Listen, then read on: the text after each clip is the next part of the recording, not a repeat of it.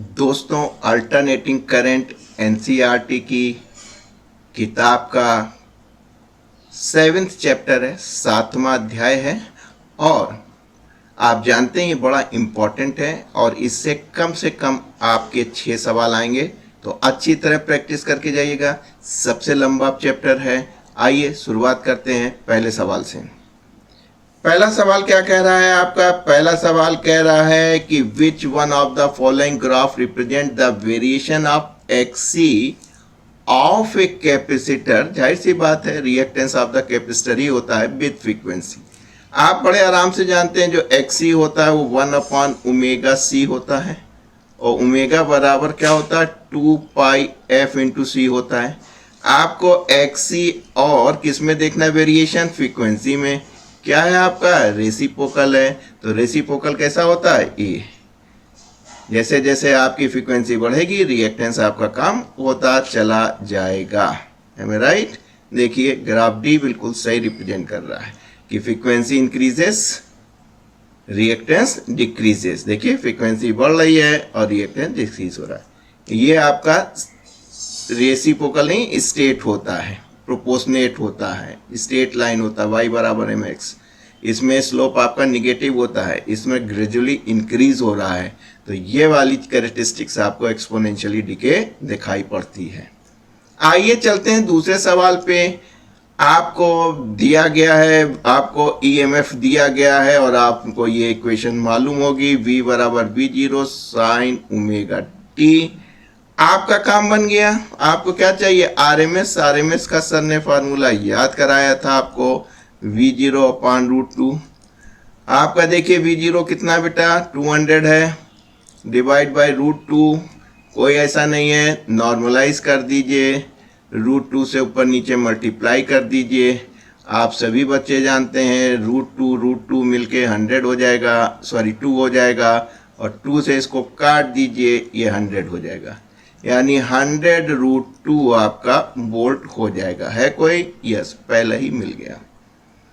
चलते हैं अगले सवाल के पास। आपको peak value of the current दी गई है, यानी I0 आपको दिया गया है, V0 दिया गया है भाई। V0 दिया गया है 707 जेम्स बॉन्ड हो रहा है तो वोल्ट। वर्चुअल मतलब VRMS ही आपको निकालनी है। जनरली अल्टरनेटिंग करंट है तो हम लोग के मुंह पे, जवान पे करंट ही रटा रहता है, लेकिन ध्यान दीजिएगा कोई फर्क नहीं पड़ता, फार्मूला सेम है। V0/√2 707 और इसकी वैल्यू आप जानते हैं 1.414। जब आप डिवाइड करेंगे तो ये करीब 500 वोल्ट के आसपास आता है। करके देख लीजिएगा, हम कर चुके हैं। हाँ भाई, ये बड़ा अच्छा इंटरेस्टिंग है। जो भी आपकी AC डिवाइस होती है ये जान लीजिए वो RMS वैल्यू ही मेजर करती है, यानी कि a meter of AC circuit read 4 ampere, इसका मतलब वो RMS ही निकाल रहा है। मैक्सिमम इंस्टेंटेनियस करंट यानी I0 डायरेक्ट कभी ना लिखिएगा, एक फार्मूला याद कर लीजिए, IRMS = I0/√2। आपको I0 चाहिए था तो ये हो जाएगा IRMS × √2। ये आपका 4 था, ये √2 था, यानी first is the correct option. तो आप दोस्तों देख रहे हैं कि कुछ बेसिक्स हैं आपको ध्यान में रखनी है, जैसे कि मीटर या घर का जो भी मीटर है AC का है वो RMS वैल्यू को ही मेजर करता है, चाहे दिया जाए या ना दिया जाए। और जो आपकी जो वर्चुअल करंट या वोल्टेज है ये भी IRMS या VRMS कहलाती है। आइए चलते हैं आगे। देखिए AC have a peak value of इतने heater, the DC producing the same heating rate will be. कोई भी पीक वैल्यू चाहे ये करंट की हो, चूंकि ए मीटर में दिया है तो करंट की होगी। पीक वैल्यू 1.41 दिया है। DC produce the same heating will be, तो जो इसकी RMS वैल्यू होगी, क्योंकि आप जानते हैं कि AC में कैसा आपको नेचर मिलता है, ये मिलता है, और आप इसकी बात कर रहे हैं पीक वैल्यू की। है राइट? और आपको क्या चाहिए? DC तो AC तो ये करेगा नहीं, DC तो एक निश्चित वैल्यू ही प्रोड्यूस करेगा। एवरेज ले सकते हैं, मीन ले सकते हैं, RMS ले लेते हैं। RMS is more correct. तो आप कह सकते हैं कि जो DC साहब हैं √2 बेटर सजेशन के लिए, बेटर एक्यूरेसी के लिए RMS ही यूज करते हैं, नहीं तो आप आई मीन भी ले सकते हैं। तो आपको क्या मिलेगा, जो DC है वो 1 एम्पियर को प्रोड्यूस करेगा। तो कुछ बेसिक्स हैं जो आपने सीखी होंगी, हो सकता है उस समय लेक्चर्स में ओवरलुक कर गए हों ये छोटी छोटी बातें, लेकिन यही ऑब्जेक्टिव क्वेश्चन बन के आपके सामने आती हैं, इसलिए ध्यान से पढ़ लीजिए। सेलेक्ट द रॉन्ग, ये सबसे कठिन होता है। राइट होता तो जल्दी कर लेते हैं, क्योंकि 3 तो राइट होंगे, 1 ही रॉन्ग होगा। Heat produce by current carrying conductor, जो करंट कैरिंग कंडक्टर होता है बेटा, उसको आप लगभग आइडिया ले सकते हैं, क्योंकि कोई सुपर कंडक्टर तो होता नहीं है, उसमें कोई ना कोई आपके पास रेजिस्टेंस तो होता ही है। M I right? तो ऐसा नहीं है कि जो करंट कैरी कंडक्टर है उसमें रेजिस्टेंस 0 हो, कोई ना कोई रेजिस्टेंस होता है। आप जानते हैं कि I² × R होता है, जो भी पावर जनरेट होती है जो कि हीट के फॉर्म में, W/T energy per unit time, वो I² R होती है। तो रॉन्ग ढूंढना है, तो क्या कहते हैं, डिपेंड्स, यस रेजिस्टेंस पे करती है, सुपर कंडक्टर होता नहीं है। स्ट्रेंथ ऑफ कंडक्टर, यस करेगी, क्योंकि I की वैल्यू बढ़ाएंगे तो हो जाएगा। रॉन्ग है the nature of current of AC या DC, यानी इस पे नहीं डिपेंड करती है, चाहे वो AC हो चाहे वो DC हो। वो किस पे डिपेंड करती है, वो इस पे डिपेंड करती है, I² R के ऊपर डिपेंड करती है। या आप कह सकते हैं हीट है तो ये W/T भी लिख सकते हैं। तो आपने पढ़ रखा है I² RT, यानी I पे भी, R पे भी, T पे भी डिपेंड कर रही है। हीट यानी एनर्जी, ये W आपका हीट एनर्जी हो गई, तीनों फैक्टर पे डिपेंड कर रही है। इसका मतलब है सेलेक्ट द रॉन्ग स्टेटमेंट, यानी कि उसको नेचर से कोई मतलब, नेचर ऑफ AC DC से कोई फर्क नहीं है, उसको इन 3 पैरामीटर से है जो कि आपको दिखाई पड़ रहा है। RMS value of the potential difference, RMS यानी फार्मूला आपको याद ही है कि अगर कोई मैक्सिमम वैल्यू मिल जाए उसको √2 से भाग कर दें। यहाँ पे देखिए इसमें क्या मिल रही, मैक्सिमम वैल्यू V0 मिल रही, तो V0/√2 is the correct option, यानी D is the correct answer. अब देखिए रिएक्टेंस ऑफ एन इंडक्टेंस, तो आपको खूब याद होगा, ये बराबर आपको 1000 ओम दिया है। क्या कह रहे हैं, कह रहे हैं कि अगर इंडक्टेंस और फ्रीक्वेंसी को, AC सप्लाई को डबल कर दें, यानी ओमेगा भी डबल हो जाए और L भी डबल हो जाए, इंडक्टेंस यानी L, फ्रीक्वेंसी, अरे 2πf है, F भी दुगना हो जाएगा, 2π कांस्टेंट ही है, तो एंगुलर फ्रीक्वेंसी भी आपकी दुगनी हो जाएगी। ऐसे सूरत हाल में क्या मिलेगा, इतना मिलेगा 4 टाइम, और ओमेगा L आपका 1000 है, तो आप कह सकते हैं कि 4000 ओम हो जाएगा, यानी B is the correct option. छोटी छोटी बातें हैं, गलती के चांस बनते हैं, तो बेटा थोड़ा सा प्रैक्टिस करके जाइए। Same current flow in 2 separate circuit, first is inductor, कर लेते हैं कोई बात नहीं। AC है ना बेटा, हाँ AC चैप्टर तो AC लगाया होगा। करंट I है और आपने जो है वोल्टेज सोर्स मान लीजिए B लगा दिया। सेकंड में कैपेसिटर,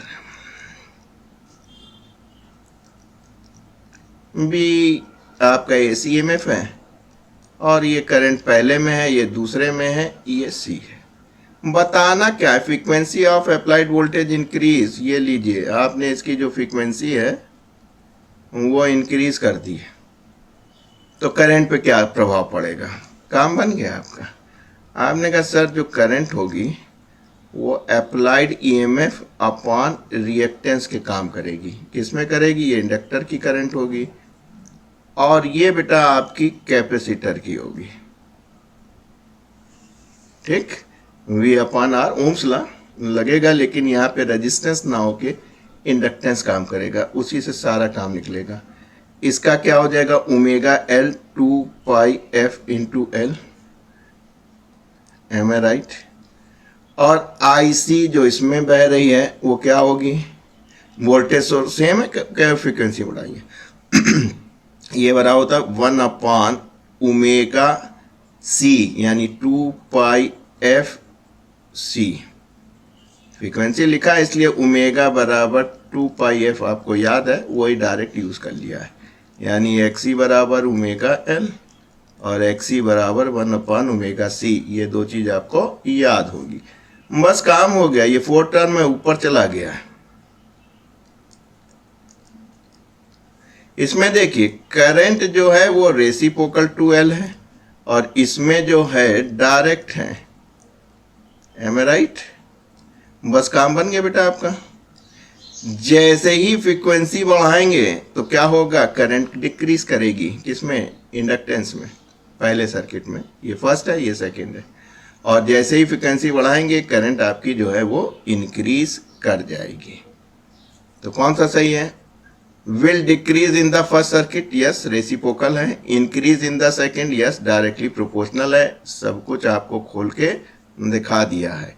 इसका मतलब है कि B is the correct option.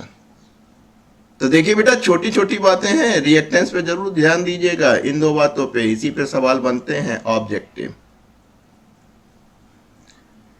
10th बड़ा लंबा चौड़ा सवाल है भाई आपका।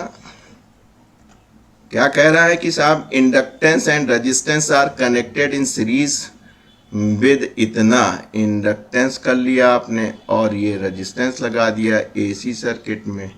बेटा इसमें एक बात मैं आपको बताऊंगा, वो याद रखना, काम बन जाएगा। ये यूनिवर्सल है। ये वोल्टेज प्लॉट कर लेना, ये करंट कर लेना। M I right? ये आपका रेजिस्टेंस है। पहले करंट को यहाँ रख लेना। आप जानते हैं अगर इंडक्टेंस होगा VL तो क्या होगा, करंट लैग बिहाइंड करती है। और कैपेसिटर में करंट जो है वो π/2 से आगे चलती है, अहेड ऑफ द पोटेंशियल। इसमें लैग बिहाइंड करती है, उसमें लीड करती है। इंडक्टेंस में लैग बिहाइंड है और कैपेसिटर्स में लीड करती है। ये चाहे आप कह लीजिए कि वोल्टेज अक्रॉस रेजिस्टेंस है। बस ये ध्यान रखो, काम बन जाएगा। सर्किट कौन सा है, LR है, यानी ये और ये है। तो इसमें जो करंट होगी वो क्या होगी, बिहाइंड होगी पोटेंशियल के π/2 के फेस एंगल। तो π/2 एक यहाँ दिख रहा है और एक यहाँ दिख रहा है, बाकी भूल जाइए। तो क्या कह रहे हैं, current and potential difference across a resistance lag. कौन है, करंट है। Lag behind the potential across the inductance of π/2, यानी पहला ही सही हो गया। इसमें पढ़ लेते, potential across resistance lag behind the potential across the inductance by the π/2 but the current in the resistance lead। Current पीछे चल रही है इसलिए ये वाला सही नहीं हुआ। लीड नहीं करती है बेटा, करंट भी पीछे रहती है। तो ये एक यूनिवर्सल डायग्राम है, ऑब्जेक्टिव के लिए हल करने के लिए दिमाग में बैठा लीजिएगा। सारे जितने भी आपके कॉम्बिनेशन बनते हैं, समझ रहे हैं, रेजिस्टेंस, इंडक्टेंस, कैपेसिटेंस, फिर इनके कॉम्बिनेशन, ठीक, फिर इसका कॉम्बिनेशन, और फिर तीनों चीज LCR, सारी चीजें यहीं से इस डायग्राम से निकल आएंगी। तो दोस्तों इतना आज के लिए पर्याप्त है। अगर यहाँ तक आपने देख लिया है तो जरूर जल्दी से चैनल को सब्सक्राइब कर लीजिए, ताकि आने वाले अगले भी सवालों पे आपको जब हम हल कराएं तो आपको नोटिफिकेशन समय पे मिलता रहे। फिलहाल इतने के लिए thank you and God bless you.